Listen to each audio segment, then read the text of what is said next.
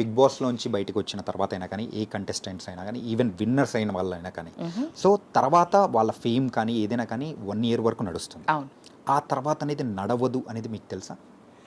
అన్నారు just lot of people have said. అయితే already famous ఉన్న వాళ్ళకేమో పెద్దగా ఫరక్ పడలేదు.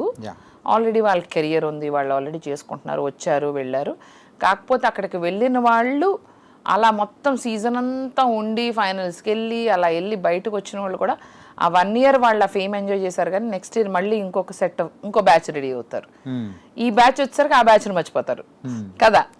ఇట్ ఈస్ హ్యూమన్ సైకాలజీ, అంతే, మర్చిపోతారు. నేను అందుకని ఈ 1 week 10 days ఇప్పుడు వెళ్ళక ముందు బజ్లో ఉన్నా, అంటే బేబక్ వెళ్తుంది వెళ్ళినాక ఉన్నాను. బయటకు వచ్చాక అరే బేబక్ వచ్చేసింది, బేబక్. ఇప్పుడు నేను ఇంత బజ్లో ఉండేదాన్ని కాదు. ఇఫ్ ఐ వాజ్ బయటికి రాకపోతే ఇంత మీరు డిస్కస్ చేసుకునేవాళ్ళు కాదు. సో నాకేమైందంటే యాక్చువల్లీ అది ఒక ప్లస్ అయింది. ఎందుకో చెప్తా. వెళ్ళే ముందులో 10 days బజ్లో ఉన్నానా, వెళ్ళిన తర్వాత 1 week ఉన్నానా, ఇప్పుడు వచ్చిన తర్వాత ఇంకో 2 weeks ఉంటానా. అంటే కంటిన్యూస్గా బేబక్ అనే పదము తెలుగు రాష్ట్రాల్లో ఒక 1 నెల రోజులు మారుమోగిపోతుంది.